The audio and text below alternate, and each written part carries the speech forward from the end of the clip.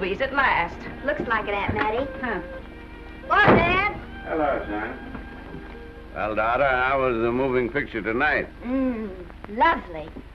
Mice, that's what it was. Just a lot of mice. There wasn't anybody killed in the whole thing. No, well, then I'll stick to these. These don't talk. And that big cluck Norman Maine was in the picture tonight.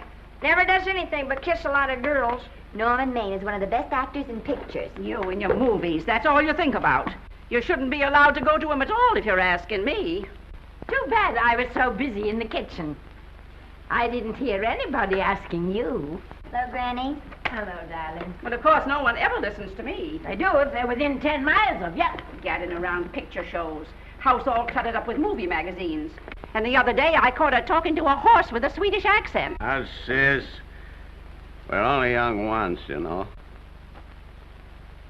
Ah, Hollywood. You'd better be getting yourself a good husband and stop mooning about Hollywood. Do you know what she wants to do? She wants to go to Hollywood. I've known it all along. I've seen her making faces in the mirror and talking to herself. That's what comes of your movies. Why, what would you do if you did go to Hollywood? I'd be an actress. I would, I tell you. I've always known I could. Guys, wouldn't it be wonderful to have a movie star in the family? Oh, Miss Blodgett, may I have your autograph? You may not know it, Alec, but you're practically on your way to bed. Oh, Miss Blodgett, you're my favorite actress. Won't you tell me the secret of your success? Oh, let me alone. I asked her, what's come over you? I'll tell you what's come over her. She's just a silly little girl whose head has been turned by the movies. And the sooner she forgets the whole thing, the better off she'll be. Why will I be better off? What's wrong with wanting to get out and make something of myself? What do you do that's so much better? Just because you're satisfied to sit here all your lives, you think you can laugh at me. Well, someday you won't laugh at me. I'm going out and have a real life. I'm going to be somebody. You know, if it was spring, I'd say give her a good dose of sulfur and molasses. I thought I'd find you. Oh, stop that. Now, stop crying. That isn't going to do you a bit of good. Oh, I'm crying because Aunt Mattie and Alec make me so mad. Oh, Alec and Aunt Mattie. Fiddlesticks. They're not important. You're the only one that counts. Esther, everyone in this world who has ever dreamed about better things has been laughed at. Don't you know that? Oh, I suppose I do, But there's a difference between dreaming and doing. The dreamers just sit around and moon about how wonderful it would be if only things were different. And the years roll on and they grow old. And by they forget everything, even about their dreams. Oh, I don't want to be like that. I want to be somebody. Oh, yeah. You want to be somebody. But you want it to be easy. Oh, you modern girls give me a pain. When I wanted something better, I came across those plains in a prairie schooner with your grandfather. Oh, everyone laughed at us as they did at all the other pioneers. They said this country would never be anything but a wilderness. We didn't believe that. We were going to make a new country.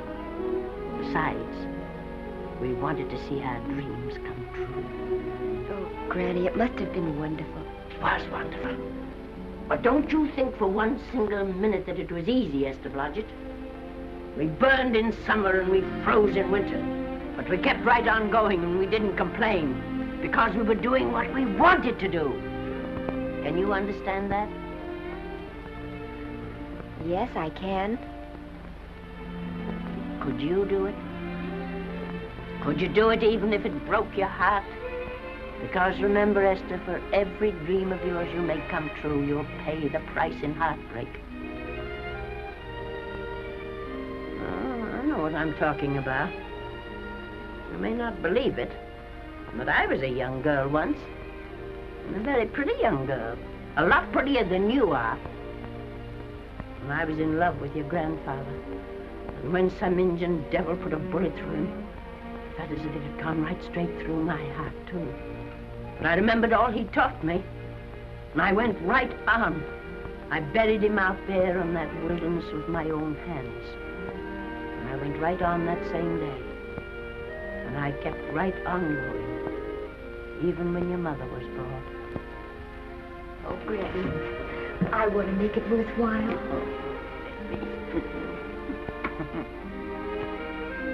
You know, Esther, there'll always be a wilderness to conquer.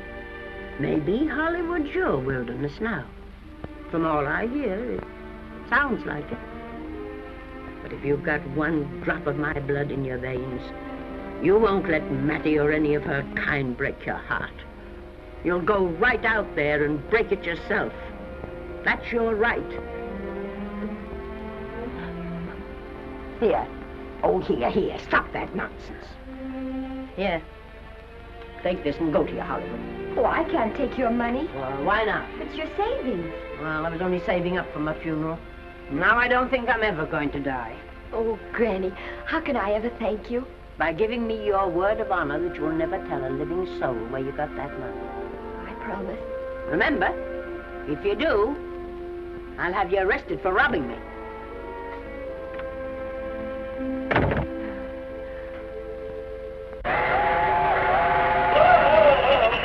Here we are.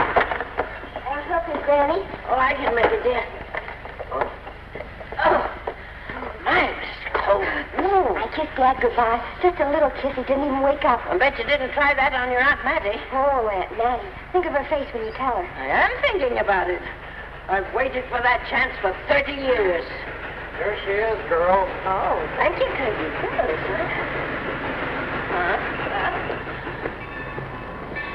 Well, come on. Here's your prairie schooner.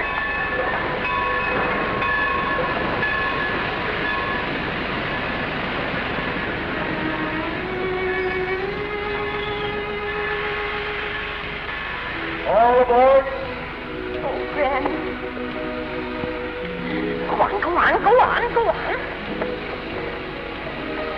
Goodbye, Granny. Goodbye. I'll be waiting for you in those movie pictures. Don't tell Mattie. You know, my eyes are not as good as they used to be, but my ears are all right. So you remember, talk up good and loud. All aboard.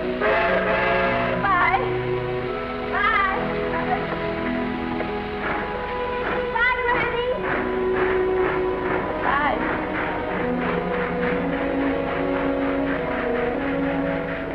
You want to go home now? I don't want to, but I will.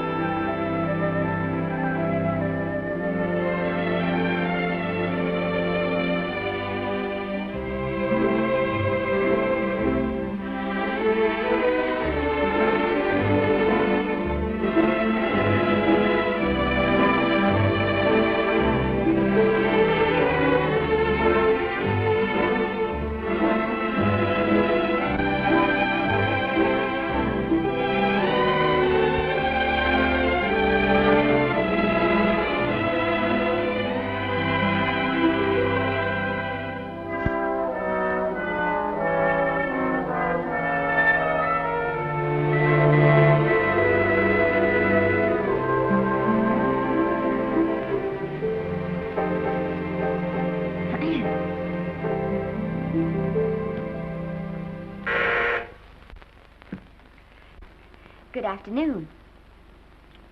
Day, week, or month? Well, it's a little hard to say. You see, I'm going into the movies. Well, you better take it for a week. It'll break your jump to Beverly Hills. Are all the studios really near here? All except Gaumont British. I suppose the best way to get a job is to go straight to the studios, isn't it? Mm-hmm. I haven't any illusions, you know. I'm perfectly willing to begin with a little bit of a part, or even as an extra. $6, please, in advance. Oh.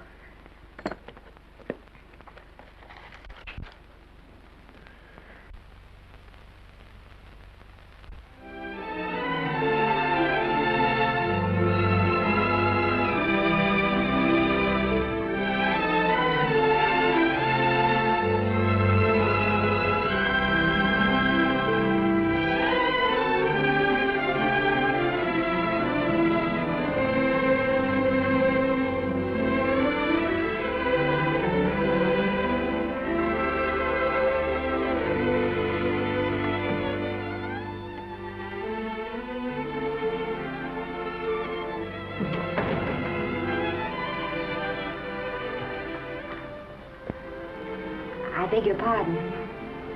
I'd like to register for extra work. How long have you been in Hollywood? Well, it's about a month now. We haven't put anyone on our books for over 2 years. Come here. I'd like to show you something.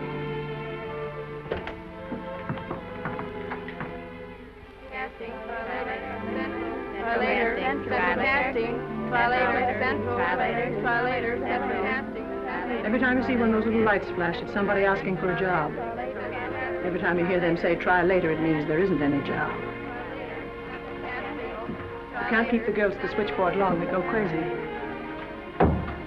Every one of those little lights thought it was going to be a star.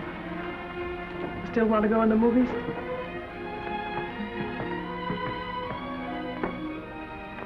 You know what your chances are? 1 in 100,000.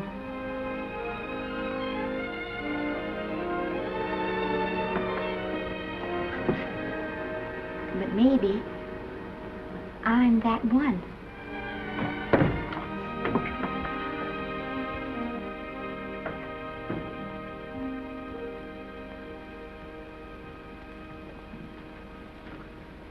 Any phone calls for me, Mr. Randall? Oh, no. Jesse Lasky and Sammy Goldwyn must be writing letters instead. How's the luck today? There wasn't any. Maybe you don't go at it in the right way. Now take Danny McGuire here. He knows the ropes. Don't you, Danny? Sure, I've had him around my neck for years. Huh? What? Oh, Miss Blodgett. Danny McGuire, our new tenant. How do you do? Mr. McGuire is a big director. Oh, are you really? Oh, could you possibly use me in a picture, Mr. McGuire? Of course, I haven't had much experience, but I don't think that really matters if you're willing. And Now I really listen, feel that... lady. In the first place, I'm not a director. I'm an assistant director. In the second place, if I had any jobs to give away, I'd confer one on myself. And in the third place, you should have stayed back home in the first place.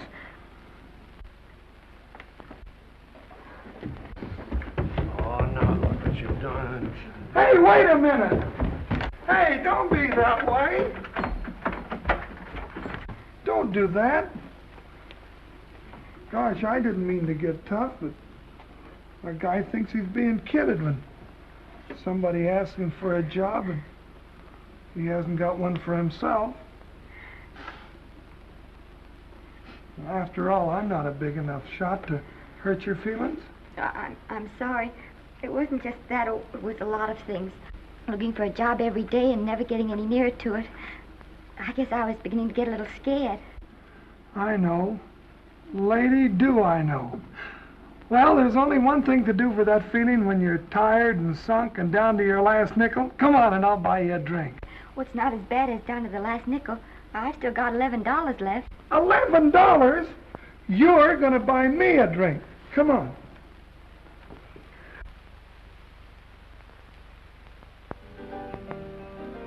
That's right, George. There's nothing like a little rum to take away that milk flavor.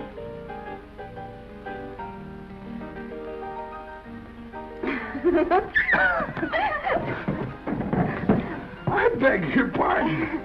Certainly.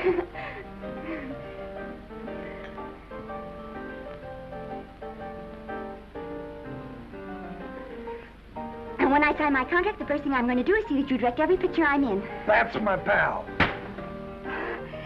Of course, I'm going to be perfectly nice about it, but I'll just insist. Now, that's the way to talk. Don't let them lick you. No, I should say they can't lick me. If they try anything like that, well, I just won't sign. Now, that's right. What have you got to lose? Another one of these and we'll open our own studio.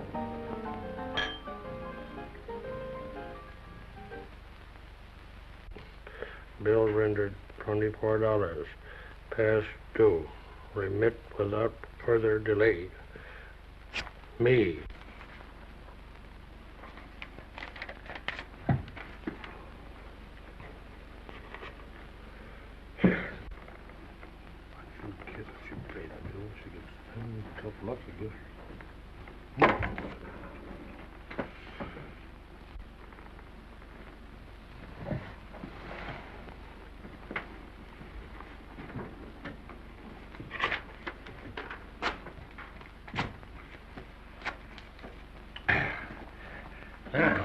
Fifth race.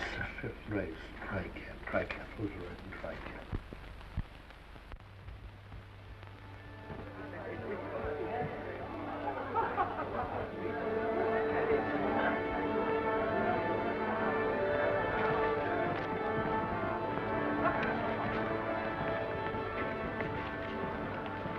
Hey, the program's going to be swell tonight. Now, you take this fella Beethoven. I'm a pushover for him. And Chopin, well, he's not so dusty either. But I kind of wish that once in a while they'd play something you could sort of go out whistling, you know, like blood on the saddle, blood on. Well, there's a tune. Hey, why don't you throw your hat in the air or something, can't you? This is a celebration. My job starts tomorrow. I know it does, and I think it's swell, Danny. Gee, I wish you were in on it, too. But, oh, no, it would have to be a war picture. One of those big novelty numbers, a war picture without any beautiful women at the front. Oh, well, something will happen soon. Maybe. Why don't you go home, kid? Oh, Danny, I can't do that. I came here, and I've got to stay. Well, now, if it's on account of money, I can... Well, thanks. You've given me enough already. Anyhow, this is no time to be worrying. This is a party. Look at all the people. Everybody in the world. Look. That's me and Maine.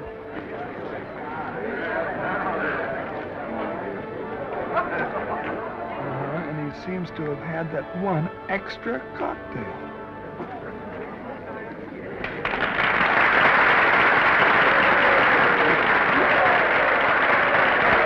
Oh, thank you.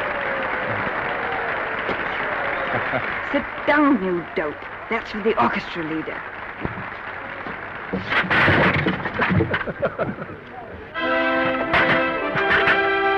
All right. Come on, Norman. Oh, Mr. Mr. Maine, put your arm around Miss Regis. Adolphe, this is the Hollywood Bowl. Oh, afraid of crowds. Go on, get out of here. What's the matter? You getting too big to bother with photographers? Don't want any pictures taken now. Oh, is that so? Well, supposing I take it anyway. If you do, I'll shove that brownie number 2 of yours down your throat. Thank you, Mr. Mayor. No, stop it! Stop it!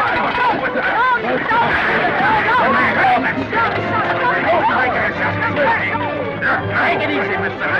Mayor. Just calm down. Normie, come back and sit down. Everybody's laughing at you.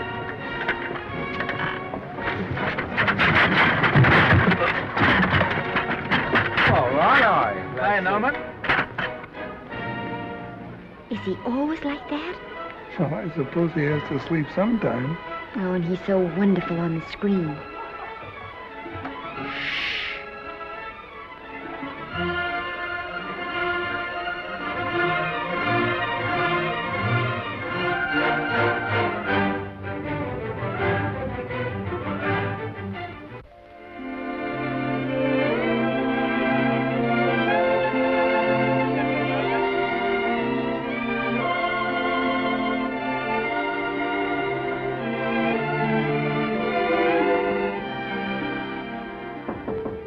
Come in. Danny. What's the matter? Well, believe it or not, I got a job for you. Danny, that's wonderful. When do I go to the studio? Well, you don't exactly go to the studio. Oh, it's on location. Well, it's not exactly on location. But of course, I haven't any makeup. Will you tell me what to get and sort of help me put it on? Well, you don't exactly need any makeup. You see, it's not really a picture job. It's being a waitress. Oh. Well, it's kind of a picture job if you look at it right. You said it was a waitress.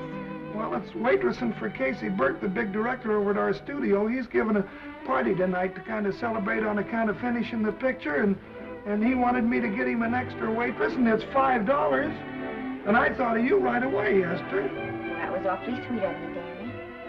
Well, there's going to be a lot of big people at Burke's house tonight, and I'll bet you there's any number of big directors, and if you're there, maybe they'll notice you. I could make them notice me. Sure you could, Esther. It's your chance. My chance. All right, Daddy, I'll do it. Oh, but I can't. I haven't got the right things to wear. To wear? Oh, yeah. Now, you don't think the wardrobe department's right next to my office for nothing, do you? A perfect fit.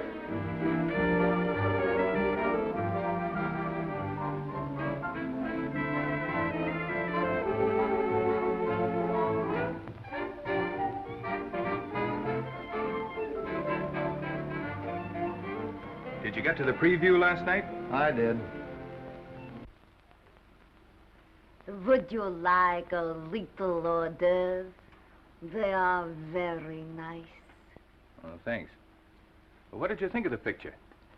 They should have saved it for Thanksgiving. What a turkey.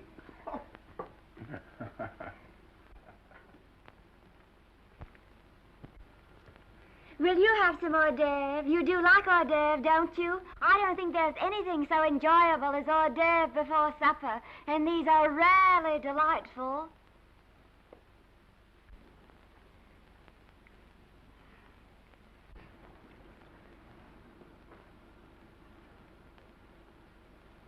And at the finish, the kid turns around and sings the lullaby to its mother.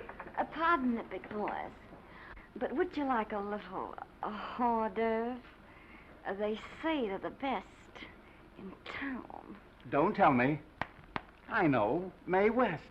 That's a great twist. But where are you going to find a 2-month-old baby that can sing? Hello, Oliver. Oh, hello, Casey. You want to fire me now or wait till you see the picture? I'm not a director anymore. I'm a male nurse. What's the matter with the picture? A guy by the name of Norman Maine. His work is beginning to interfere with his drinking. Oliver, don't tell me I'm to direct his next picture, too. Mm-hmm. You were my favorite producer. Now, wait a minute. You just go right on with your directing. I'll take care of these stars. I know how to handle them. I had a serious talk with Norman after that Hollywood Bowl occurrence, and you don't have to worry any more about his behavior. Excuse me, Mr. Niles. Mr. Libby of your publicity department is on the telephone. He says it's most important, sir. It's about Mr. Maine. Thank you. Oh, it's probably just some little thing. Of course, Oliver. I'll turn on the radio and see if they've called out the National Guard yet. Hello, Libby. What's the good word?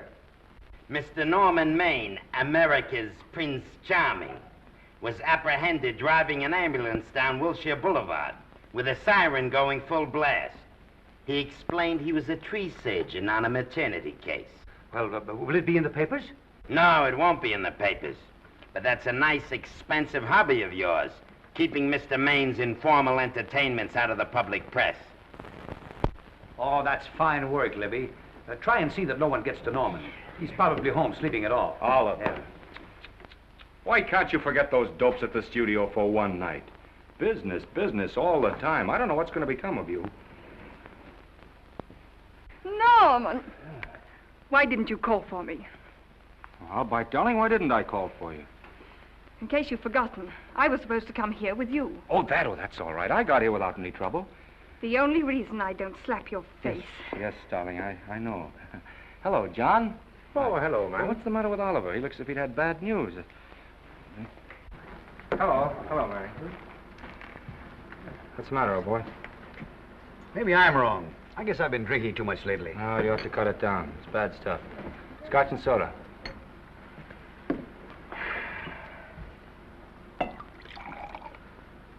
Come on. The word, you know, is pronounced when. Bad dialogue, Oliver. I'd rather not watch this. You know best. Soda. Thank you. Oh. Go ahead and say it. I've got it coming to me. Don't make it tougher on me, Norman. I don't want to stand here and preach, but take a look at my side of it. I'm trying to make pictures with you. I know. Costs are going up and the grosses are going down. No, it isn't that. I've made lots of money with you, and I can afford to take a loss. But I hate to see you going the way of so many others. Why don't you get Lloyd's to insure you against me? You can't get insurance against a man forgetting who he is. You're a great star, Norman, but there's nobody so big that he can afford to have people refuse to work with him. Who doesn't want to work with me? You... Quiet. Listen, I know plenty of people who do. Yes, and so do I. But your real friends can't stand seeing you start to fall apart. What do you mean by that? The first signs are always the same. Not being able to remember your lines. Cameraman struggling to cover your hangovers. And all because you have to have a good time. Every day and every night. Listen, I've warned you for a long time, Okay, Norman. Oliver, you're a swell guy. You won't lose any money on me. I'll promise you that. I'll be ready for the curtains when the time comes. When it does, here's my epitaph. And now I think I'll, have a little drink. Scotch and soda.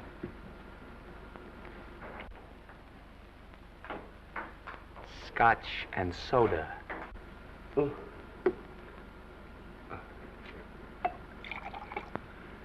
Come on.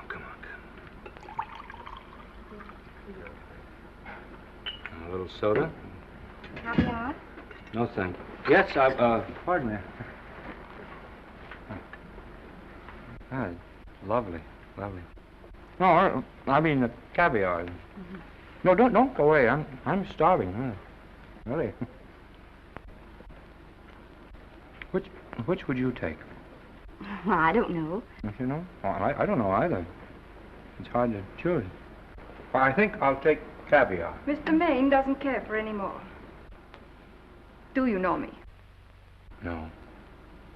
No, Normie doesn't care for any more. I think I shall get very drunk indeed.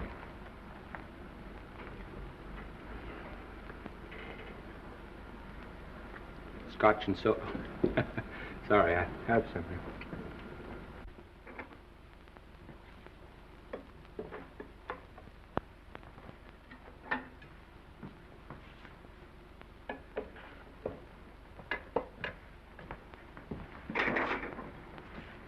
Oh. Mind if I help?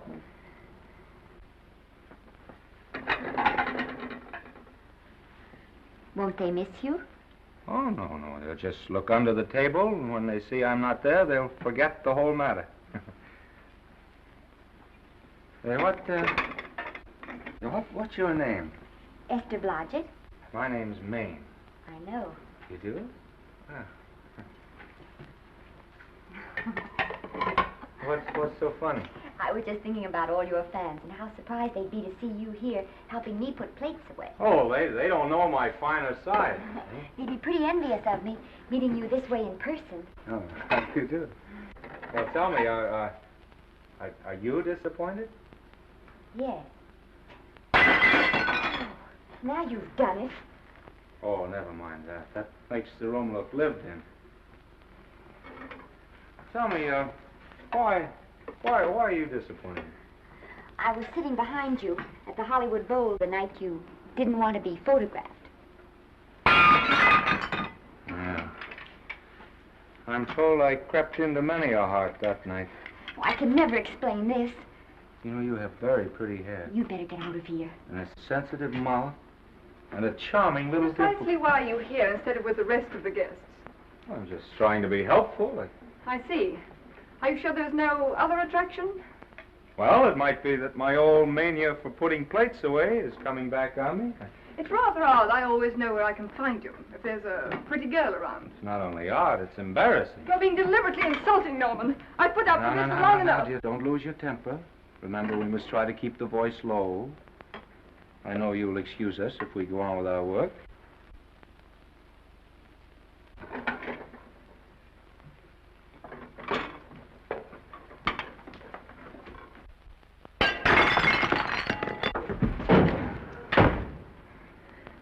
Now see what you've done.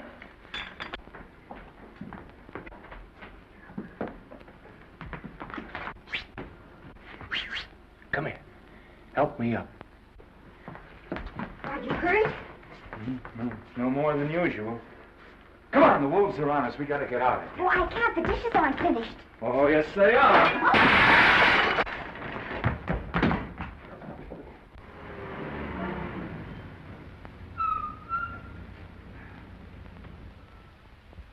Well,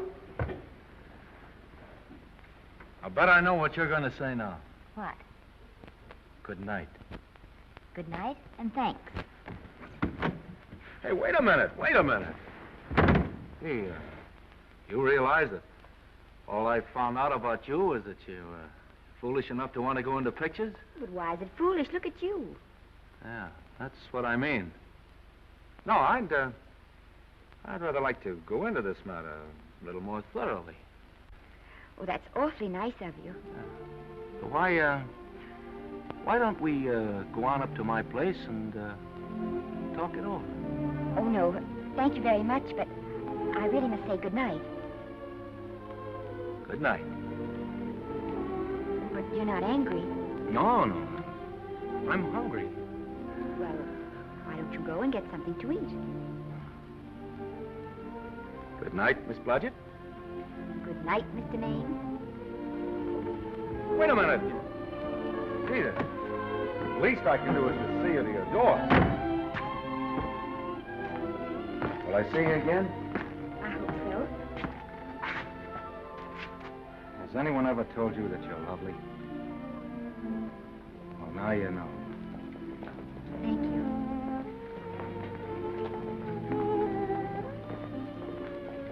This is hard to say, but I want to say it anyway. You know, on the screen, in private life, you know. But whatever I do, I still respect lovely things. And you're lovely. You understand? Yes, I think I do. And it isn't that bump on the head that's doing this. Well, I'm glad.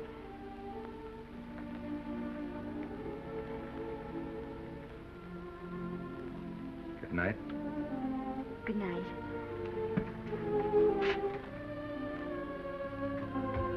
Hey! Do you mind if I take just one more look?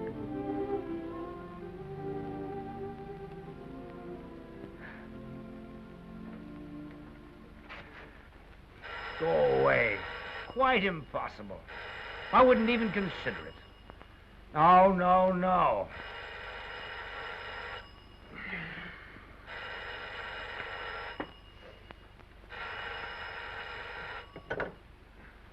Hello? Who is it? Who? Norman? What have you done now? You're not in jail, are you? Oh. Yes, I see. Oh, it's that again. I see. She's beautiful. Yeah, I know. You want me to give her a screen test? Yeah, certainly. She's got wonderful possibilities. Oh, you know she's got something. Well, you knew all the other ones had something, too. Oh, no. I tell you, Oliver, she's got that sincerity and honestness and a... sincerity and honestness that makes great actresses. Oliver, I am so sure of this girl that I want to take the test with her myself. Listen, Oliver, you've worked hard. You're entitled to a break. You get...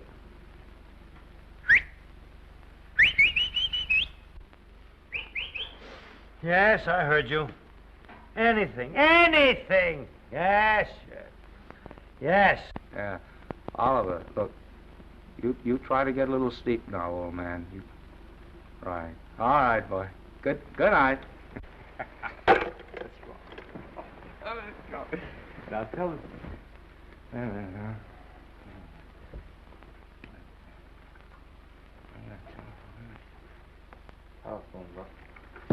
Telephone book.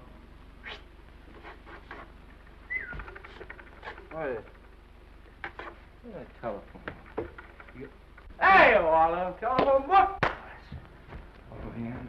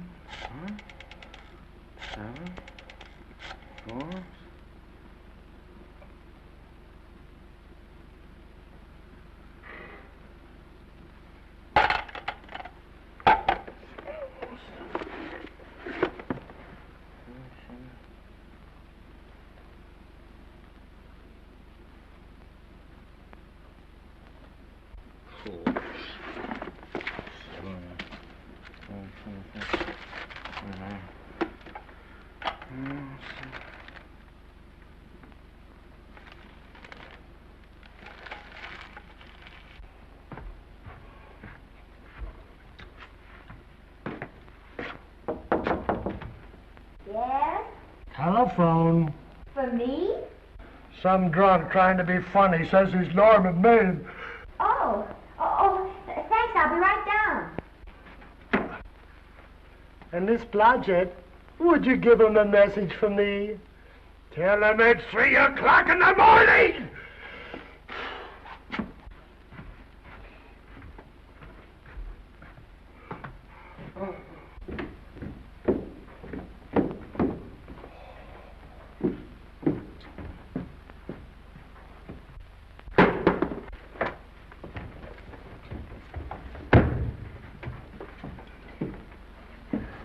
Hello? What?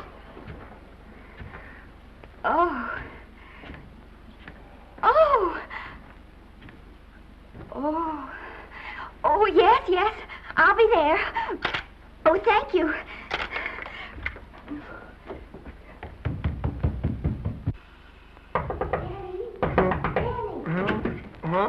Danny, what do you think? I'm going to take a test tomorrow, and Norman Main's helping me do it. I'm taking one, too. Garble's assisting me.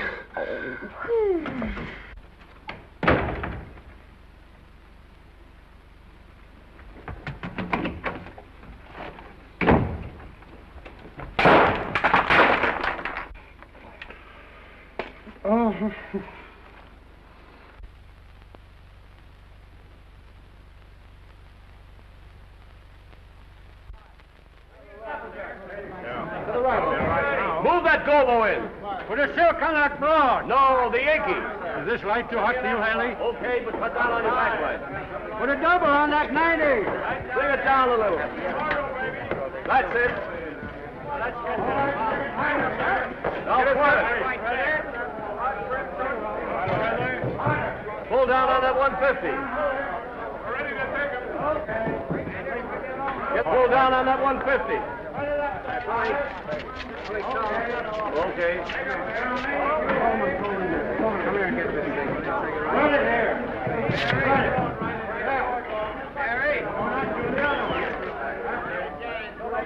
Bring me an apple box. Listen, gentlemen, please, if you don't mind. This is just a test. Ready, Mr. Burke? All ready, Mr. Burke. Ready, Mr. Burke. Ready now, Mr. Burke. All ready, Mr. Burke. Ready now, Mr. Burke. All ready, Mr. Burke. We're ready, Mr. Burke.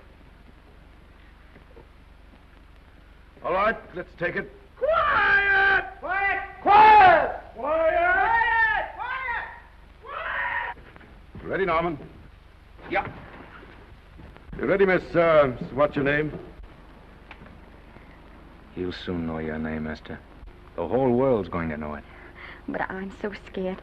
Maybe I better not try it today. Oh, come on, now don't be foolish. They all had to go through this. Harlow, Lombard, Myrna Loy, and now Esther Blodgett.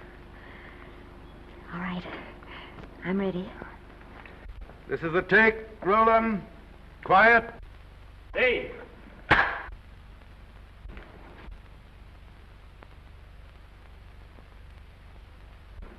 I may as well tell you that my whole organization thinks I've gone a little nuts to sign you.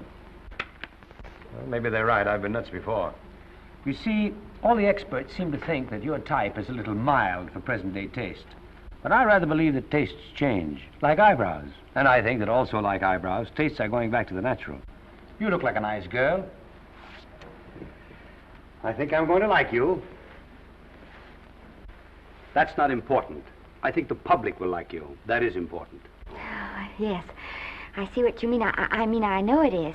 Only don't think it's going to be easy. Nothing you really want is ever given away free. You have to pay for it. And usually with your heart. Someone else told me that once. But you still have to work it out for yourself. Oh, well, all this is just a long way of saying, I'm glad you're with us and good luck to you. And now I'm going to turn you over to our demon press agent, Libby. Don't let him frighten you. He has a heart of gold, only harder. And for the love of Pete, learn to close your mouth and keep it closed, even in your love scenes.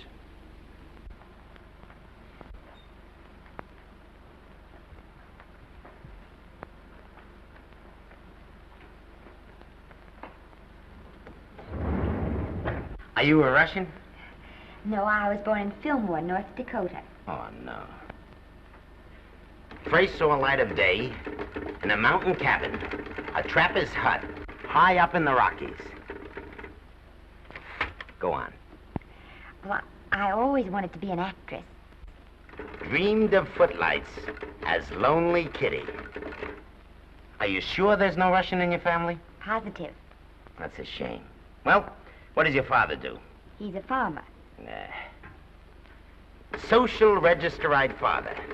Fed up with hypocrisies of 400, sought wilderness for consolation. There amidst the mountain flowers, he raised another blossom, his lovely little daughter. What's your name? Esther Victoria Blodgett.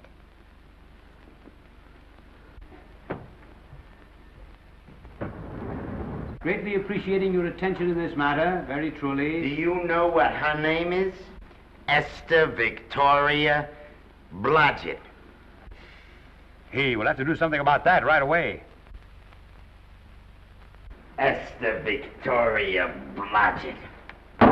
Well, that Blodgett's definitely out. Let's see, Esther Victoria, Vicky. How about Vicky? Oh, I think that's terribly cute. Let's see, Vicky. Vicky what? Vicky, pronounced Vicky. See, Esther, Besta, Sesta, Desta, Festa. Oh, that's very pretty. Jester, Hester, Desta, Lester. Vicky Lester. Oh, I like that. Say it. Vicky Lester. Say it again. Vicky Lester. Say it again. Vicky Lester. Say it. Vicky Lester. Say Vicky Lester. Vicky Lester. Vicky Lester. Vicky Lester. Vicky Lester.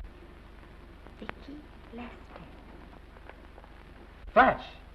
Oliver Nile Studio discovers new starlet, a Cinderella of the Rockies. Her name is Vicky Lester. Those who have peeked tell me she couldn't be more divoon. The face of an angel and such natural talents. Her voice is a symphony. Her very walk, they tell me, is enough to drive men mad. Not that way. Get the lead out of your feet. Lift them up.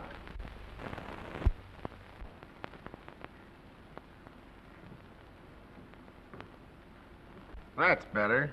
It's terrible, but it's better. The quality of mercy is not strained. It droppeth as the gentle rain from heaven. Cease. Through the mouth, my child, through the mouth. The nose is for smelling roses. Proceed. Does she have to look surprised all the time?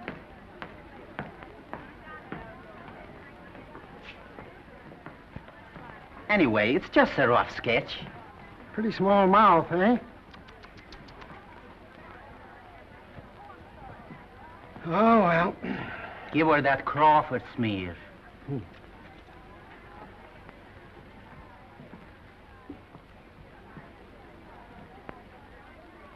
This'll give her that Dietrich. Yeah.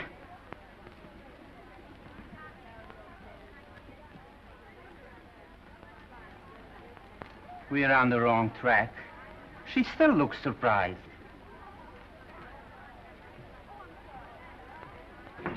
Listen, dress people. We're shooting on the set this morning, not in the commissary. Now, come on, snap into it. Acme Trucking Company? No. Mr. Smith is not in.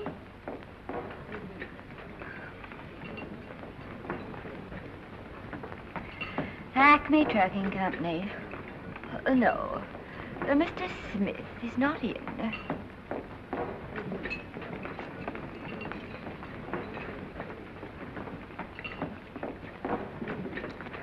Good morning. What can I bring you, Mr. Maine? That just shows how long you've been here. Neighbor, bless you. How soon are you and I going to be married, huh? I don't know. You'll have to ask my mother.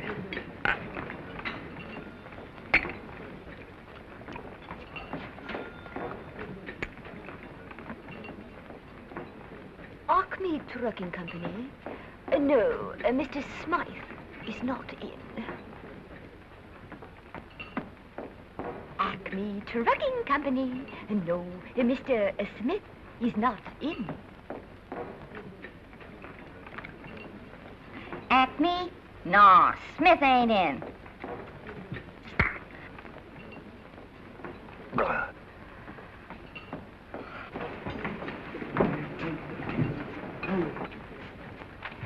Acme Trucking Company? I'd like to speak to Mr. Smith, please. Mr. Smith is not...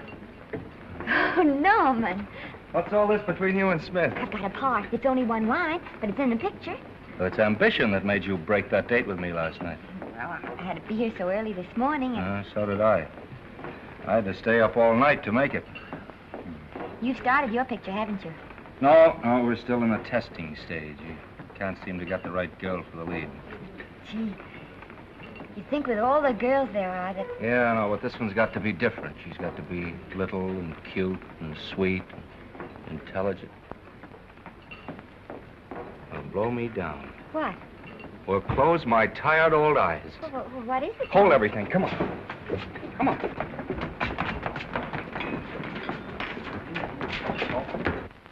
Well, you've been through the whole casting directory. I'll work day and night, Mr. Niles. And I'll work with her, Oliver. And I can be mean or nasty or anything you want, Mr. Niles.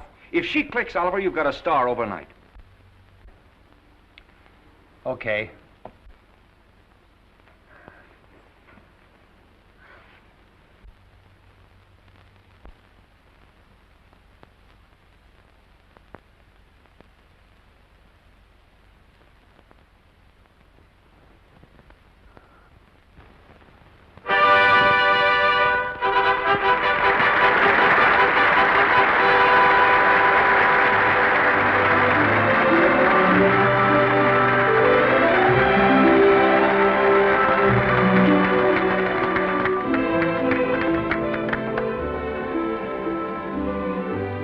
At the end of the picture.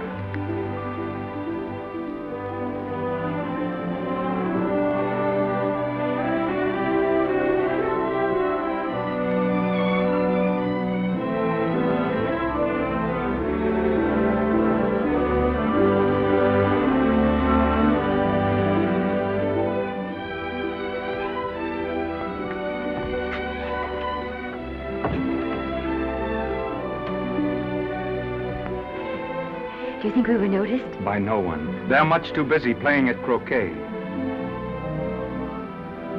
I've loved you all my life. But we only met 2 days ago. That's when my life began.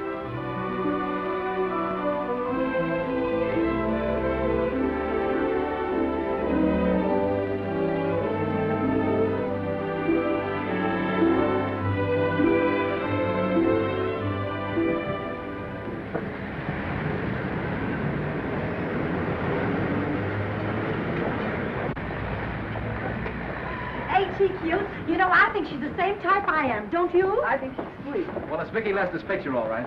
I think she was much better than he was. These producers are so horribly dumb. They won't know how good she is. Well, maybe it's because she's a good girl. Oh, Maine's not so bad, but it's Vicky Lester they'll go to see. Isn't she, darling? I think she's the most precious little thing I've ever seen. It's a knockout, Libby. You might mention that when you write your review. That Lester kid's a gold mine. Didn't you like Norman Maine? Was he in it?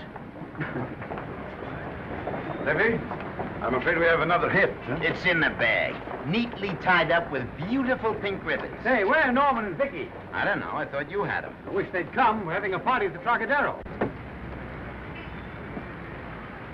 Isn't it thrilling running away from people? Norman, it's so exciting, So new. A star is born. Come on, run.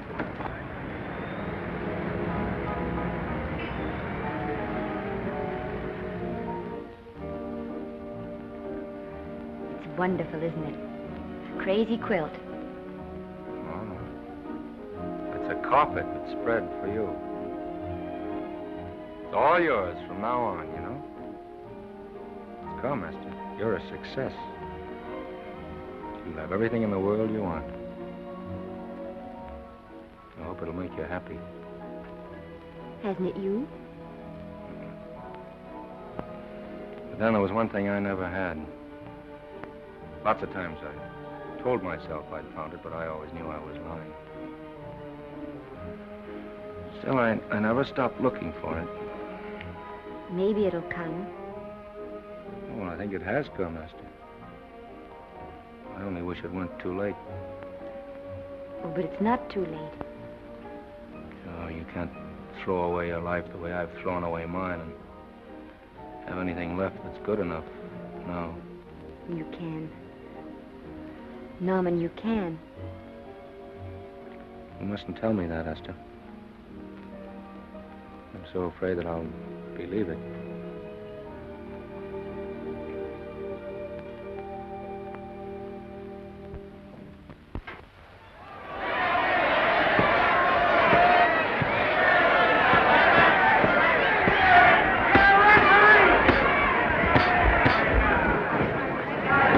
Gotcha.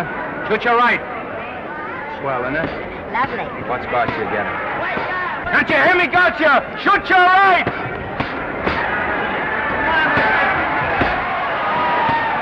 He's down. Gotcha got him. Gotcha got him. He did, didn't he? Yeah, but he'll be up, though. You like it? Sure I do. You like me? Sure I do. Ooh, that reminds me. Will you marry me? No, thank you. Come on, gotcha. Finish him. Why won't you marry him? Wasn't that dependable? Hey, shoot your right. Throw away your money? Break him up in there. Break him up. Drink so much. Well, suppose I quit drinking. Yes? Come on, gotcha. Shoot the right in there. The right. Suppose I save my money. Yes? There he goes. Let him have it. Suppose I became absolutely dependable on all occasions. Yes?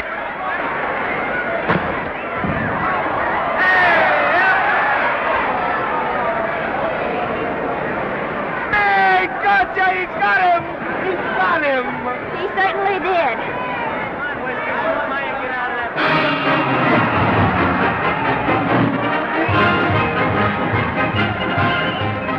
Gee, that was a beautiful fight. Norman. What dear? Oh, that's for me if I said I'd marry you. No, certainly not. I was just supposing.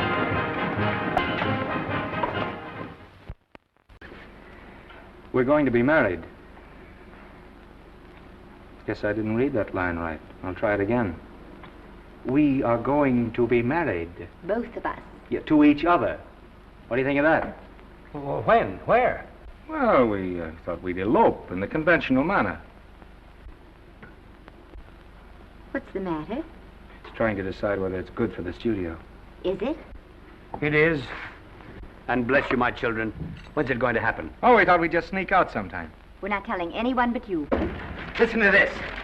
The screen's ideal romance blossomed into breathtaking reality today when Vicky Lester and Norman Maine, America's dream lovers, slipped quietly through the portals of holy matrimony. How does it sound? Horrible. But you see, we're going to elope. Sure you are. It'll be the biggest elopement this town ever saw. We'll get a tie-up with the Army, have you escorted all the way down to Yuma by 20 of their new bombing planes. Is he going with us?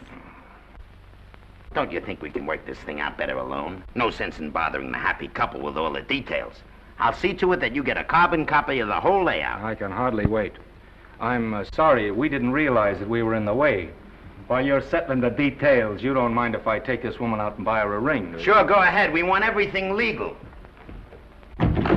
That's a charming match. A nice girl like Vicky. And public nuisance #1. Now, wait a minute, Libby. Norman's all right. And if you'll pardon my pointing, Vicky's business is her own. It doesn't require any comments. I wasn't making any comments. I just said it was a rotten shame. So go ahead and plan the elopement. Oh, that elopement stuff is out. You can't get any scope in that.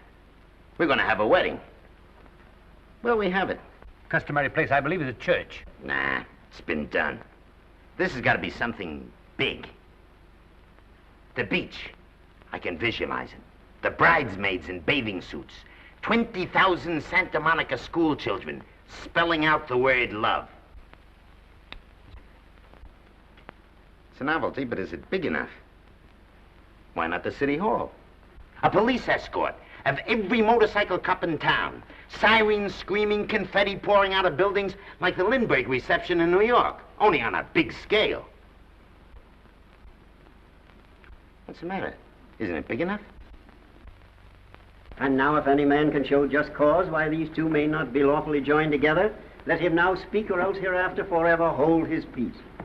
Do you, Alfred Henkel, take this woman as your lawful wedded wife?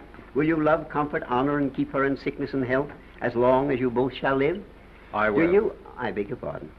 Do you, Esther Blodgett, take this man as your lawful wedded husband? Will you obey, serve, love, honor, and keep him in sickness and health as long as you both shall live? I will. Place the ring on her finger. Hurry, please.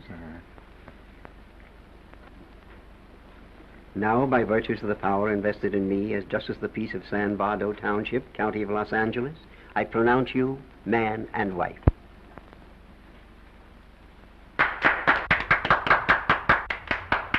Quiet!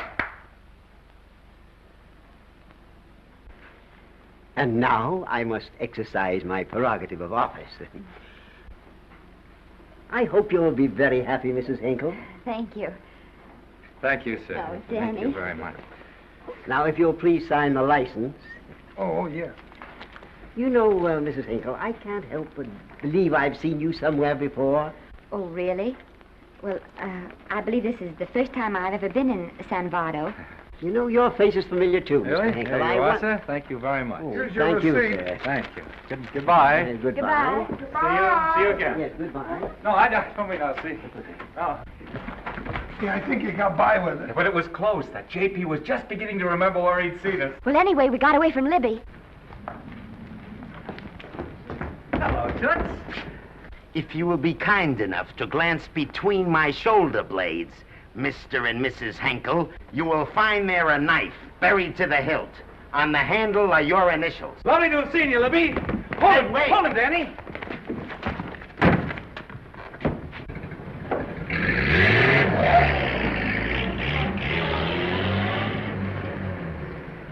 There go a couple of rats I raised from mice.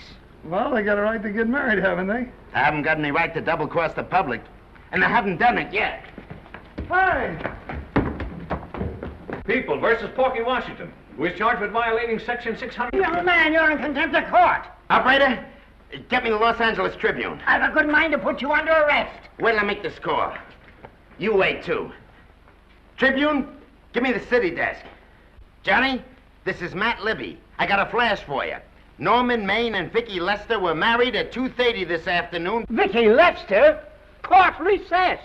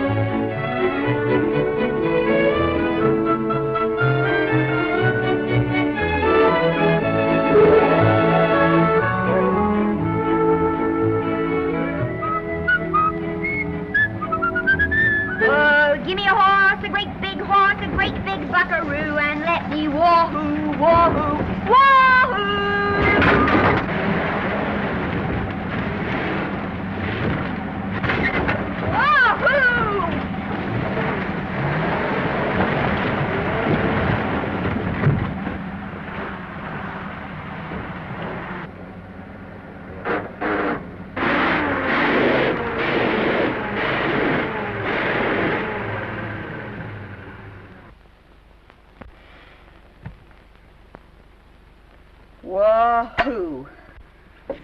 Hey, wahoo. I don't want to sound immodest, but I think I've stripped a gear. Well, sit down, won't you, and let's get acquainted. We'll probably be seeing quite a bit of each other from now on. Well, might just as well break the ice now as later.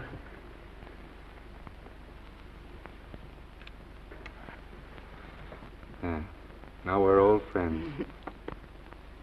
Say, have I got time for a shower before dinner? Plenty, if you can find a shower. I never can remember where that thing is. Does it pull out or slide under? Here, I think I can find it. Nope, it's the linen closet. Here it is. Nice work. Oh, half the time those things are just luck. I'll see if I can disinfect this steak.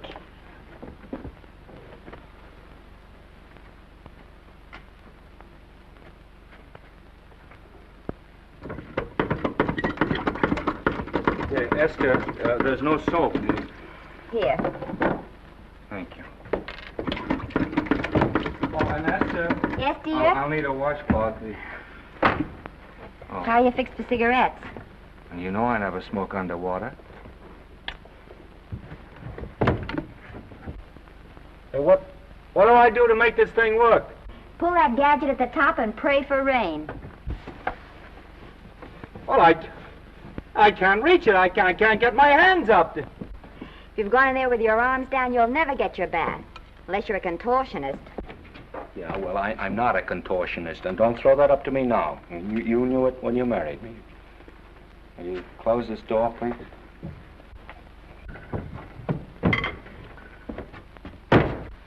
Thank you.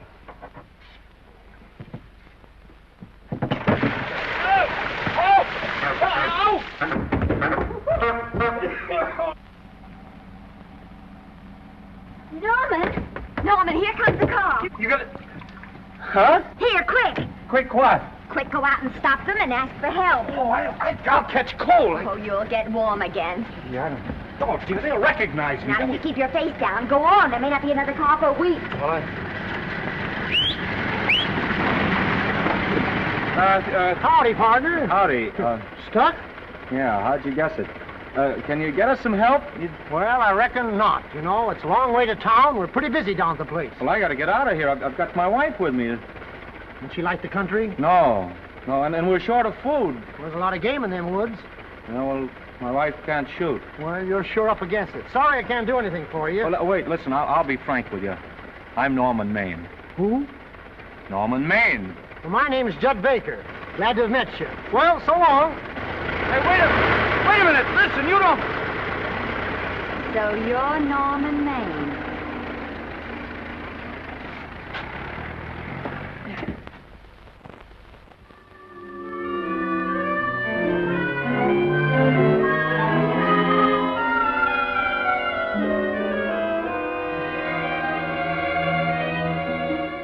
I got my prestige to look out for. I'm supposed to be the best publicity man in the racket, and they laugh themselves sick when I even try to get a decent mention of Maine. Yes, I know how sensitive you are, Libby, and I don't like to see your feelings hurt. Thanks, boss. Now, Vicky, there's a dish for free space. But if Maine swam across the Pacific, the papers would keep it a secret. Well, the exhibitors don't like him, the critics don't like him, the public don't like him, and I don't like him. Who likes him?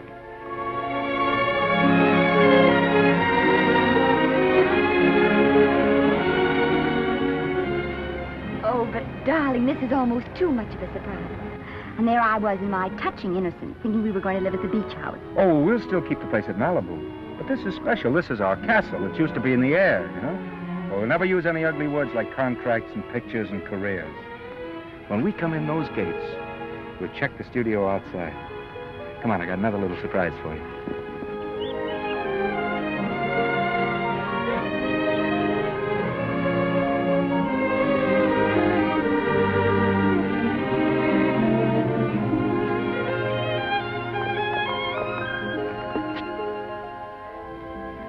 Oh, Norman, it's lovely. So are you lovely. The whole world's lovely. Hey, hold it!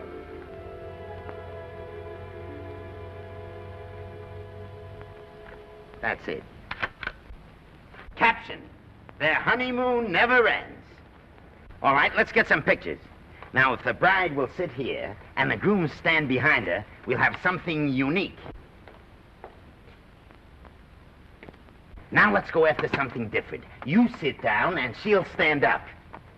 Pretty radical, isn't it? Yeah, but in a nice way. Okay, Otto, fire. Caption, their honeymoon begins anew. Ah, the producer.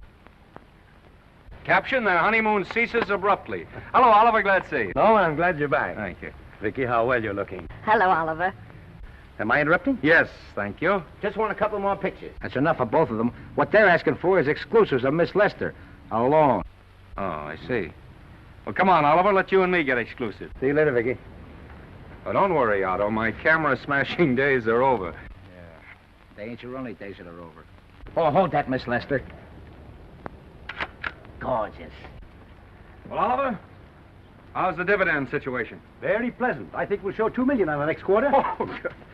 Smart move of mine to sell my stock, eh? Oh, well, when you need money, you need it.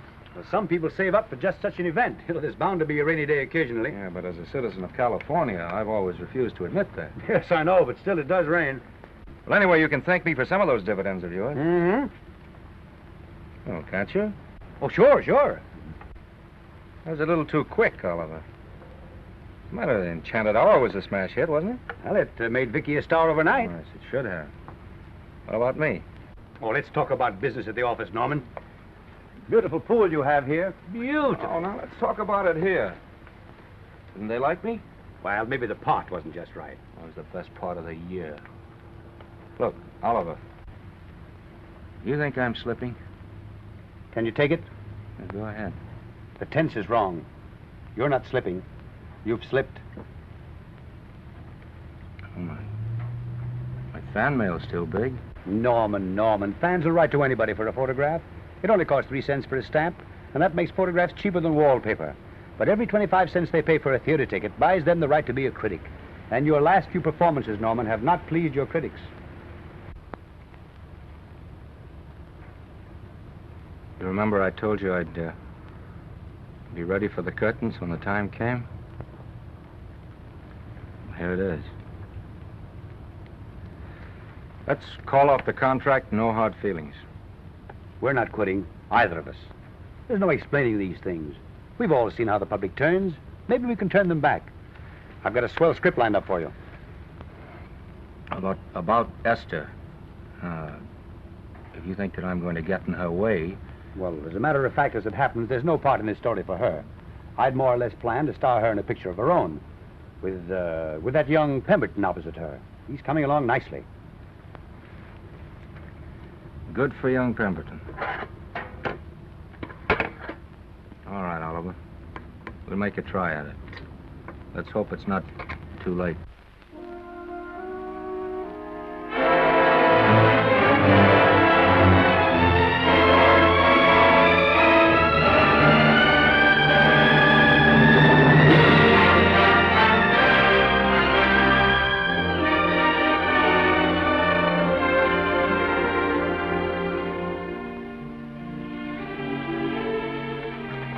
No argument.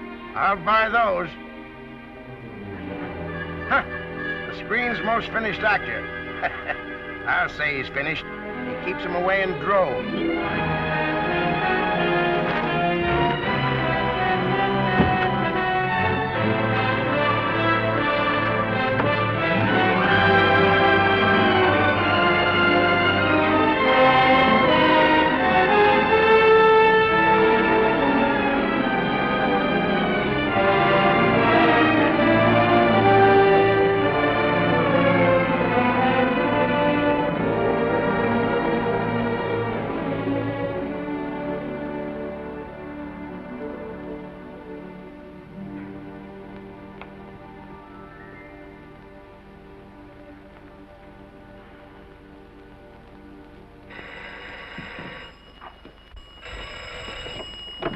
Hello? No, Miss Lester isn't home as yet. No, I'm not the butler. But I can take a message just as well as he can, honest. Oh, is that you, Norman? Swell. Listen, Norman, This is Artie Carver. Hiya, kid. Swell. Say, I hear you're through with Oliver Niles. Is that on the level? Oh, please, Artie. I'm not news anymore. Forget it. Say, what kind of a settlement did you make on your contract? Give me a figure so I can do a story on it. There was no money involved. We just called it quits. Okay, I'll fill in my own figure. Say, by the way, I've been trying to get an interview with Vicky for 2 weeks, but she's always busy. How about you giving an old pal a break by speaking to her for me? Sure, I'll ask her. Swell. So long.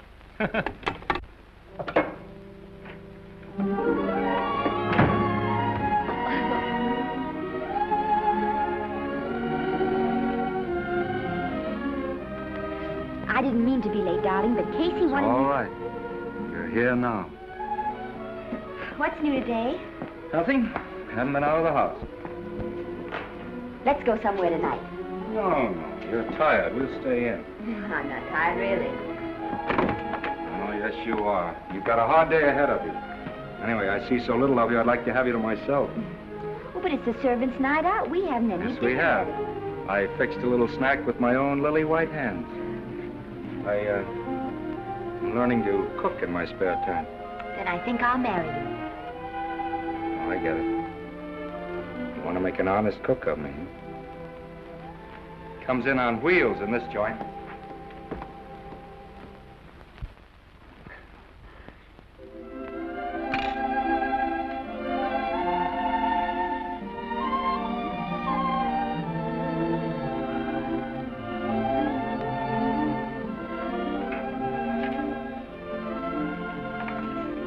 Yeah? How's it look? Wonderful. Huh? That's what I thought. Now then, don't be formal, just pitch in. Yeah?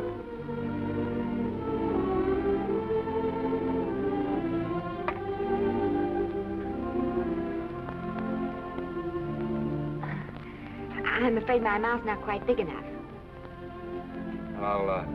I'll measure it next time and make them to size. A little hard to lift, too. In fact, I think I'll take those measurements right now.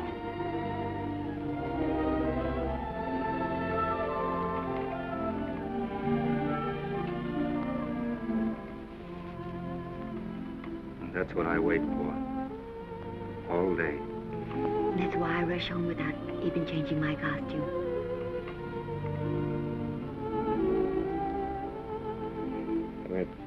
We're forgetting that we're hungry. Would you like a sandwich? Thank you. I still have a little work on this one.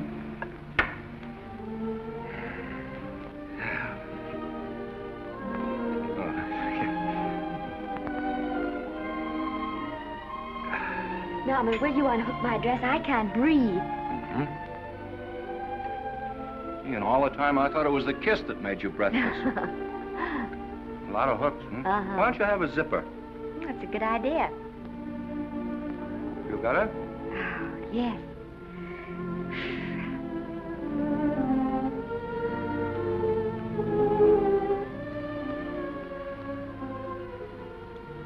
Don't look now, but I think that guy on your left is in love with you.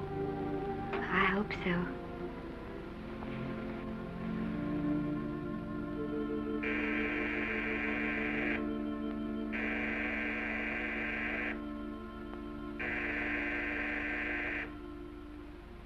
It's the doorbell.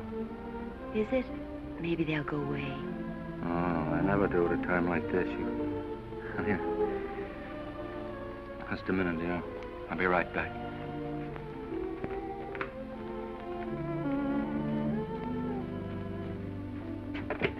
Does Vicky Lester live here? Yes. I got a package for her. I'll sign for it. Who are you? I'm her husband. Oh, sure. Sign right here, Mr. Lester.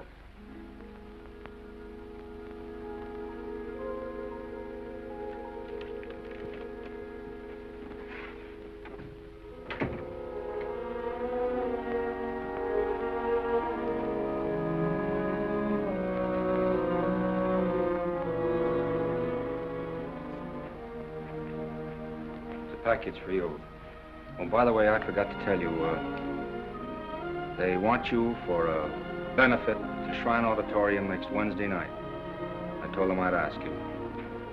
And, Oh, darling, I don't want to hear about that now. Well, you better wait till I finish before I forget them all. The Academy dinner secretary phoned. She wants to know if you want a table reserved for you. Oh, yes, Artie Carver called and asked if I'd use my influence with you to get him an interview. I told him I'd try. That was all, I think. Oh, Norman, let's don't talk about those things now. We're forgetting the wonderful food you prepared. Well, I'm not very hungry now. I think I'll fix me a little drink, But, Norm...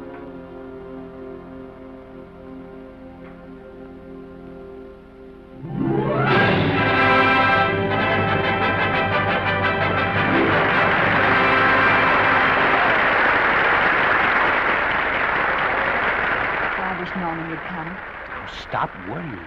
And think how nice that statuette's going to look on your mantelpiece. Do you suppose anything's happened to him? But of course not. He's just been held up in traffic. You think about that statuette.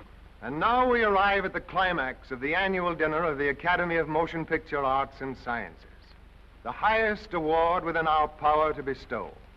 We have already applauded with our hearts as well as our hands, while awards have been given those gentlemen who during the past year have rendered distinguished service to the motion picture industry.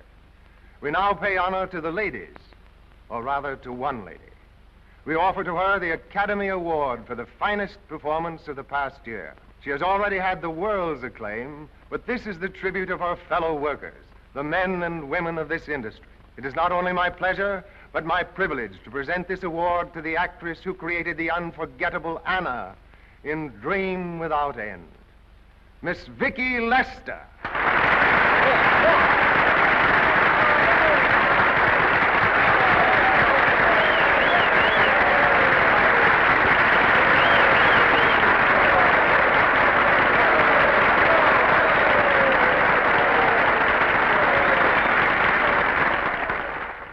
What more can we say, Miss Lester?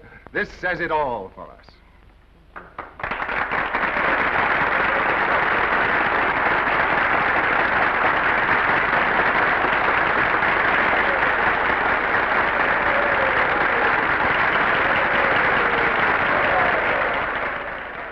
Ladies and gentlemen, when something like this happens to you, and you try to tell how you feel about it, you find that out of all the words in the world, there are only two that really mean anything. Thank you. All I can do is to say them to you from my heart. All I can do is to keep on saying them. Hey, that's fine. Oh, this thing. That's a very pretty speech, my dear. Very pretty. You said the right thing. I want to be the very first one to congratulate you on that valuable little piece of bric-a-brac. Now I want to make a speech. Gentlemen of the Academy and fellow suckers, I got one of those once for a best performance. They don't mean a thing. People get them every year. What I want's a special award, something nobody else can get. I want a statue for the worst performance of the year. In fact, I want 3 statues for the 3 worst performances of the year, because I've earned them. And every single one of you that saw those last masterpieces of mine knows that I've earned them. Libby, start the music. What I'm here to find out is, do I get them or do I get them? Now answer yes or no.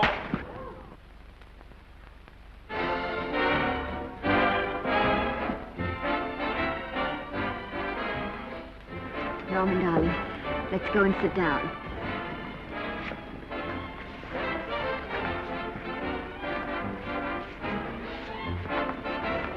Come on, Norman, sit to that.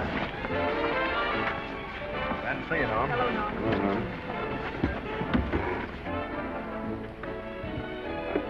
Well, Norman, how are you? Hi, Oliver. My dear, do let me congratulate you. You must be terribly proud and happy tonight. Thank you.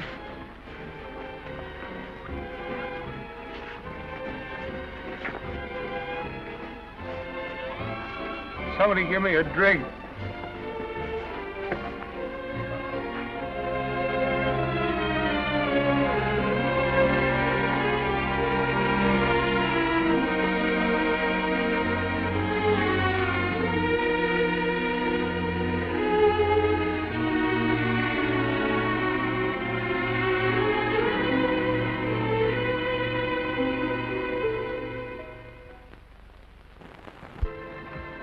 Oliver, it's nice of you to come to my dressing room. Vicky, how are you? I've missed you. Everyone's missed you. Have a nice trip. Well, a 3-month tour of the theater circuit scarcely comes under the head of pleasure. But the way they're screaming for your pictures all over the country. Miss Lester, if I may talk shop, you are a knockout. Thank you. It's good to hear that. You've been crying. A little. How's Norman?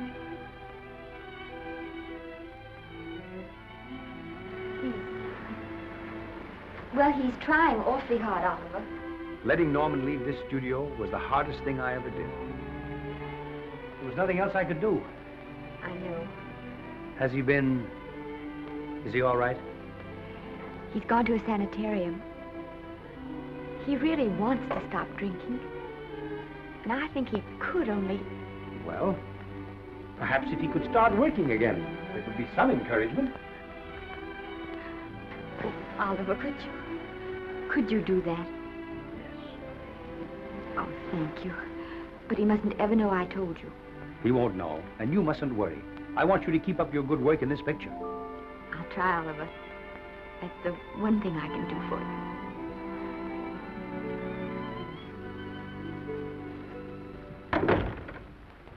If you'll just sit here, Mr. Niles, I'll have Mr. Maine brought down. Thank you. Brought down.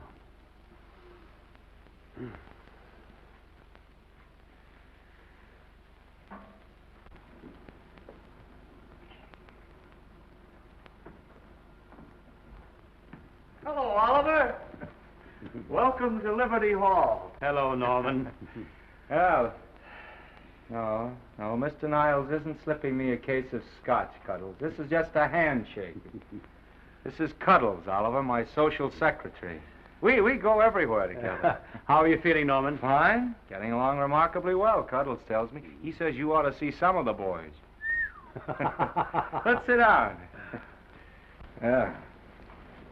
Cuddles, we really don't need you. Touching, isn't it? Can't bear to have me out of his sight. Are you comfortable here, Norman? Comfortable. It's positively luxurious. They even have iron bars in the windows to keep out the draft. How much longer are you going to be here? Oh, well, I'm really cured now. I'm just staying on for an extra week or two to get in good shape, you know. After all, there's no particular hurry to return to the cameras. That's what I wanted to talk to you about. I've got a script with a fine part for you in it. Gee, Oliver, that's great. That's great. Who plays opposite me? Well, it is not exactly the lead. Young Pemberton's doing that. But I tell you frankly, I consider your part better than the lead. Oh, I see. It's better than the lead. Well, of course, it isn't terribly long. But it's one of those parts that makes an impression on you. They'll be thinking about you all through the picture. Mm-hmm. Well, the thing is, Oliver, I'm pretty well set at another studio. I'm not at liberty at the moment to tell you which one. You know yourself how those things are. Of course. But it's a big picture. It's one of the biggest of the year. And the part. Every actor in Hollywood would give his teeth to play it. See. Well, that's fine, Norman. Naturally, that will tie you up for a while. But we won't get to this picture for some time. And perhaps, if you want to consider it for later on, well, we'll be... I'll tell you, Oliver, you'd better not count on me. See, I've got several pictures lined up after this one, and they're talking to me about England. You know, they're doing some very interesting things over there, you know. Mm-hmm. Hey. What is it, Cuddle? Speak right out. We all love you. Your dinner. Oh, yeah, we dine at 5:30 here. It makes the nights longer. Well, goodbye, Norman. I'm glad to see you getting along so well. I'll be out in no time. I'll have to introduce myself all over to a lot of people. They won't know me when I'm not drinking. Goodbye. Goodbye, Norman. Thanks for dropping in. That's fine. Yeah. Well, Cuddles? Alone at last, eh?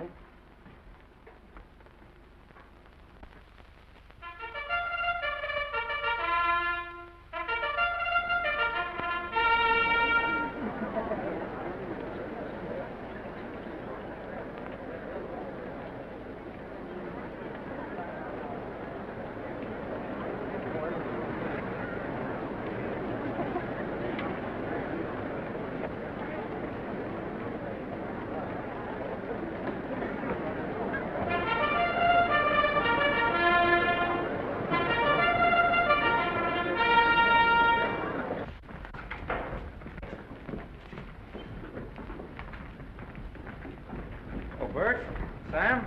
How are you, Marion? Oh, hello. Hello. Hello, Normie. Glad to see you. How I hate to run into these has-beens. They give me the creeps. Me too. He was good while he had it. And he had it quite a while. Hello. Hello, Mr. Maine. I haven't seen you in a long time. Oh, I've been resting. Ginger ale, please. Ginger ale and what? Ginger ale and ginger ale. A new leaf? A whole new book. Thank you. Scotch straight. Hello, Libby. Why, it's Mr. America of yesteryear. Do they let you wander about now without a keeper? Oh, sure. I'm a trustee now. Didn't expect to find you at Santa Anita. What do they do with the actors while you're away? Oh, they cut them into slices and fry them with eggs.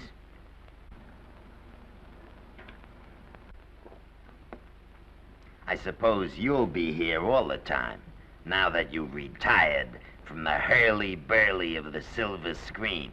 Well, we're living down in Malibu now, and pretty lonesome with Esther away working all day. Well, I wouldn't squawk about that if I were you. It's nice to have somebody in the family making a living. Oh, wait a minute, Libby. I don't want to forget that we're friends. Friends, my eye. Say, listen, I got you out of jams because I had to. It was my job, not because I was your friend. I don't like you, and I never have liked you. Nothing made me happier than to see all those cute little pranks of yours finally catch up with you and land you on your celebrated face. Where do you work, Libby? Always wait till they're down, then kick 'em. I don't feel sorry for you. You fixed yourself nice and comfortable. You can live off your wife now. She'll buy you drinks and put up with you even though nobody else will. We're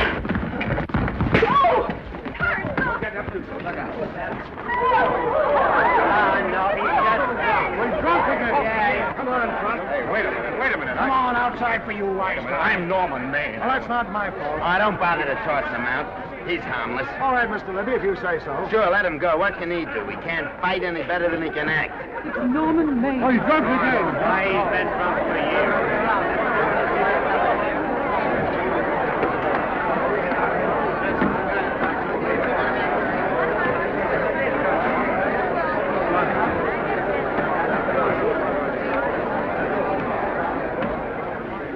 Give me a scotch. Double.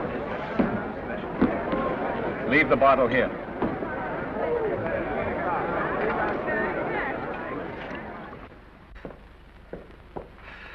Vicky, you'll be ill. Why don't you try to get a little sleep? But he's been gone 4 days. 4 days and not a word.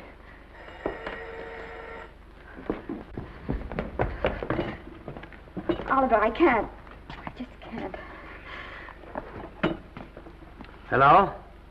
No, this is Oliver Niles speaking. What? Where? Thank you. What is it? Nothing, nothing. Oliver, tell me. He's in the night court. He's been arrested on a drunk charge. Now, he's all right. He isn't hurt. I'm going right down and get him out. I'm going with you. Vicky, it isn't any place for you, and if it gets in the papers, What do there'll I be... care about the papers? I'm going with you.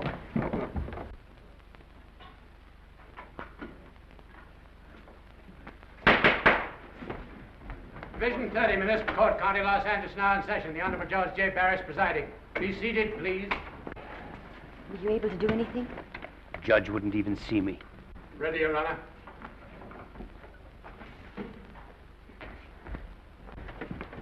I want to advise you that you're entitled to be represented by counsel, to be confronted by the witnesses that may testify against you, to compel witnesses to attend on your behalf to a public and speedy trial by the court or by a jury, and the right to be admitted to bail.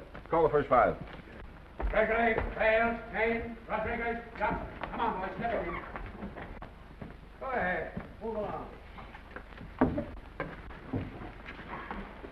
William Gregory.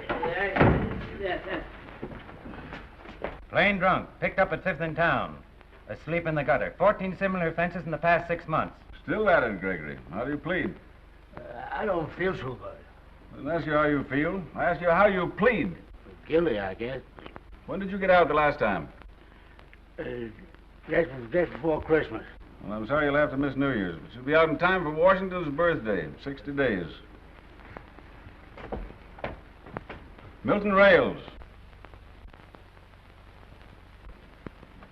Plain drunk, picked up on Brooklyn Avenue, given treatment at receiving hospital, then removed to jail. How old are you, Rails? 17, sir. Did you take a good look at those men in the cell with you last night? Yes, sir. And have you taken a good look at yourself this morning? Oh, no, sir. I suggest that you do. $5 or 2 days. Sentence suspended. Oh, Judge, Alfred Henkel, more commonly known as Norman Maine. Drunk and disorderly. Cracked car into tree at Sunset and Coronado. Evidently been drinking for days. Resisted arrest and injured one of the arresting officers. How do you plead? Guilty. You're Norman Maine, the actor, aren't you? You've come pretty low, haven't you? There isn't a man here who's had the advantages you've had. Look what you've done with them. You're nothing but an irresponsible drunk, driving about the streets with the power to inflict death or injury on innocent people. I think we'd better deny you that power for a while. 90 days in the city jail. Please wait.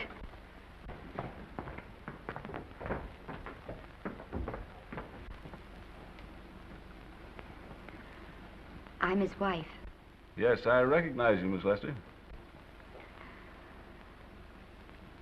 Please, Judge. I promise you this won't happen again. I'll be responsible for him. If you just won't send him there. You realize that this man, when drunk, is obviously a menace to public safety? And you realize, too, Miss Lester, the responsibility you'll be assuming to this court and to the Commonwealth? I do. Sentence suspended. Prisoner remanded to custody wife. Thank you. You can get him at the jail entrance, madam. Jose Rodriguez. Plain drunk, picked up at 1st and Main, 2nd offense. How do you plead? I think I'm guilty, Your Honor. 60 days.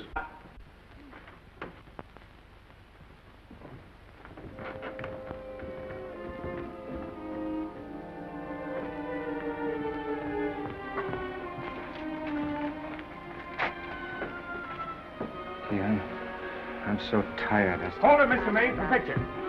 Oh, no. What about a statement for the press? Oh, no, please.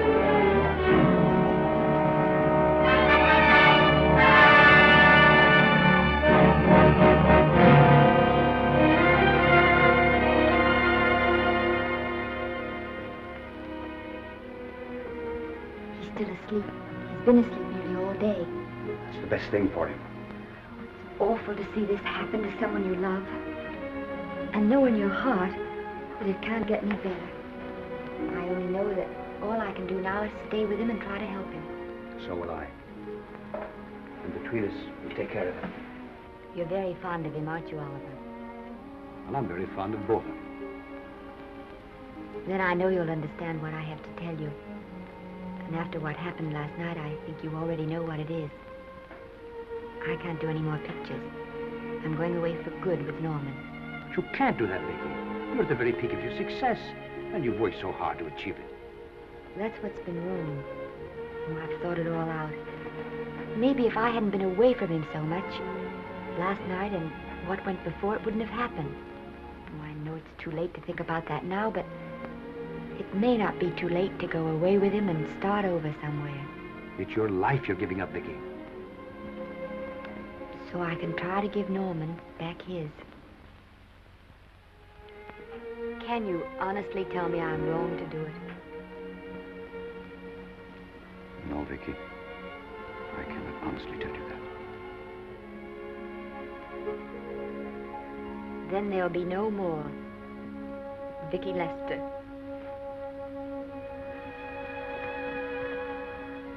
Come on, walk to the door with me.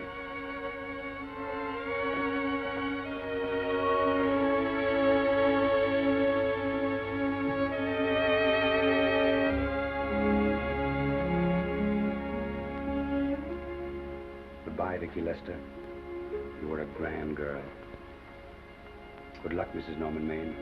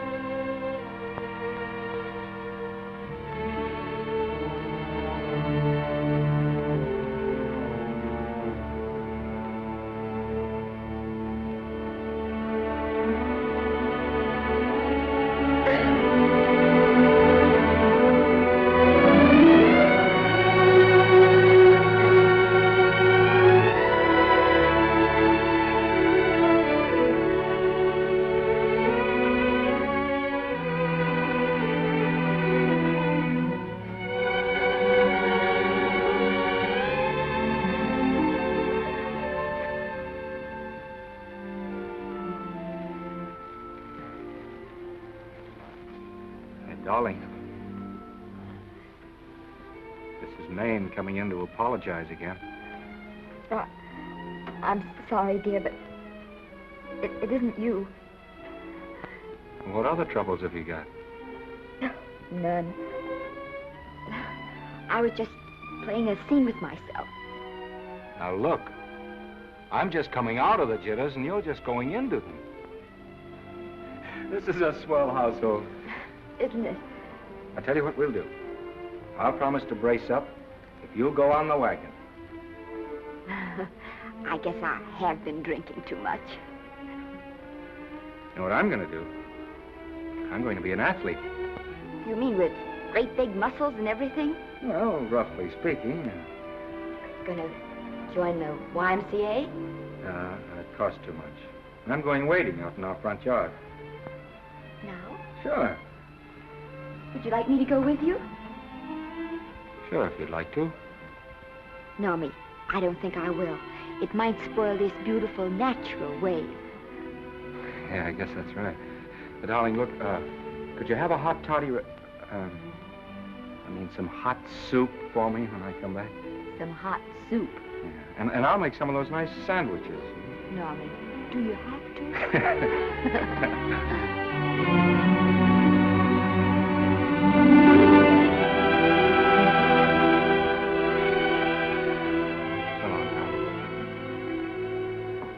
Now, don't stay in too long.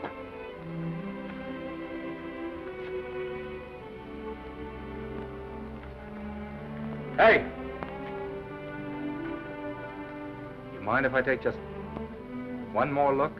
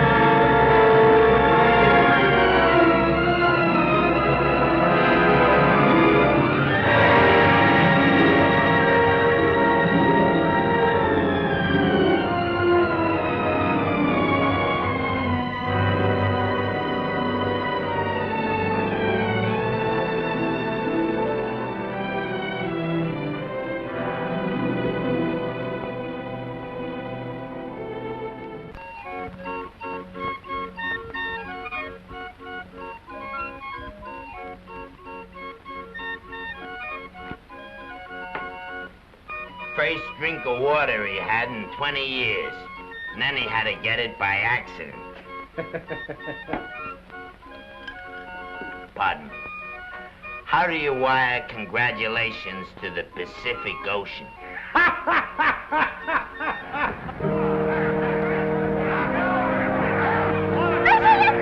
Oh, you can't see her face. Hello, Vicky.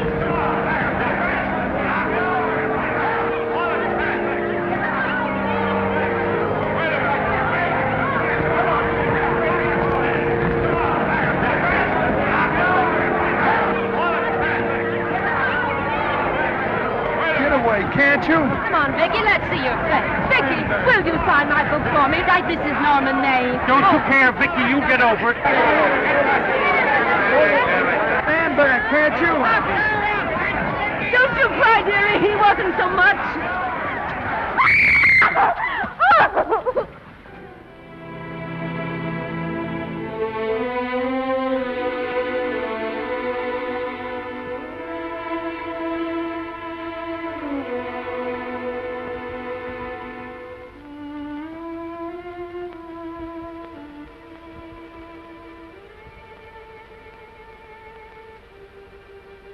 Do you mind if I take just one more look?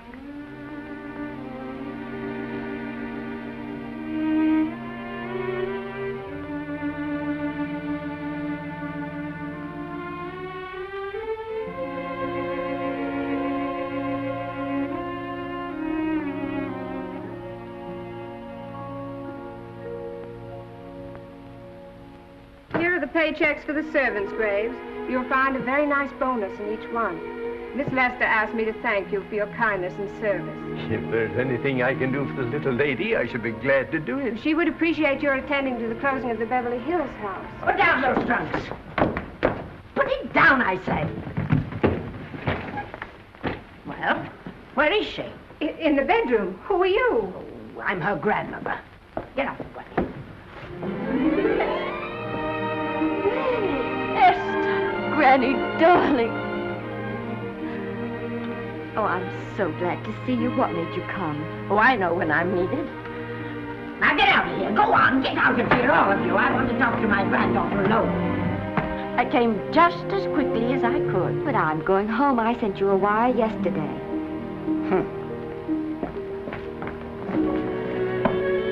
Sit down. Is it true that you're going to quit the movies? I never want to hear them again. What are you running away from, little girl? I'm not running away. It's just that I can't go on. My heart isn't in it anymore. Once I told you, if you get what you want, you have to give your heart in exchange. And you said you were willing. Do you remember? I remember. It seems to me that you got more than you bargained for. More fame, more success, even more personal happiness. Maybe more unhappiness. But you did make a bargain. And now you're whining over it. I don't think I'd feel so very proud of myself if I were you, Esther. I'm not, Granny. But my mind's made up. Oh, and I'm sorry I gave you the money to come out here. It was just wasted. Oh, but Granny... I was proud of you, Esther. I was proud to be the grandmother of Vicky Lester. It gave me something to live for. Now I haven't anything. I know. Oh, I want to be strong, but I can't go on. I can't. You must. Tragedy is a test of courage. If you can meet it bravely, it will leave you bigger than it found you. If not, then you'll have to live all your life with a coward. Because no matter where you may run, you can never run away from yourself. I never knew Norman Maine. He wrote me a very sweet letter when you were married. He said you told him how much I meant to you. And I know just how much you must have meant to him. You know, Esther, I can't believe that wherever he is, he can be very happy, knowing that his death broke the spirit of the little girl he praised me so highly for raising. And I can't believe that he can be very proud, knowing that all his great love did for you was to make you a quitter. The car is ready, Miss Lester. We'll have to go now to make the train.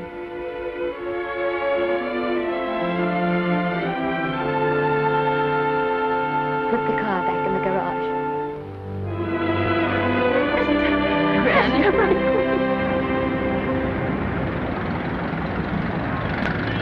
The entire picture industry has come to the Chinese theater for this opening tonight. It has come to pay tribute to a great star on her long-awaited return to the screen in what has been called her greatest performance. It has come to pay tribute to the girl herself. The girl who has won the heart of Hollywood. The girl who has won the heart of the world. Miss Vicki Lester. And if I'm not mistaken, Miss Lester's car has just driven up. Yes, it is she.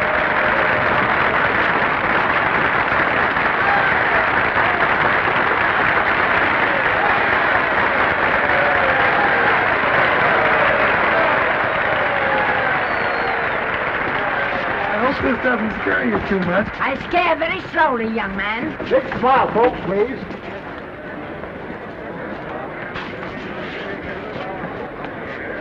They'll have your mug, I mean your face, plastered across half the papers in the country tomorrow.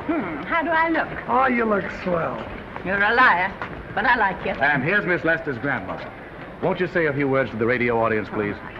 Say something, Letty.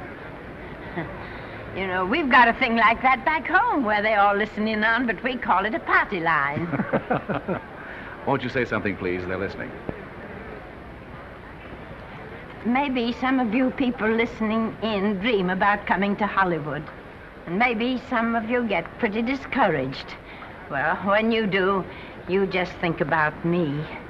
It took me over 60 years to get here, but here I am. And here I mean to stay. Thank you very much.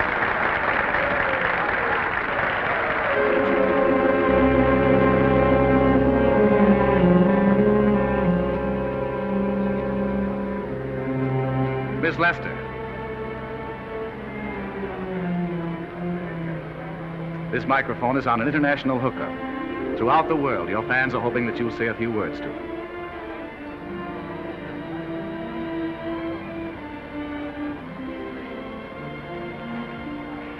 Hello, everybody. This is Mrs. Norman Maine.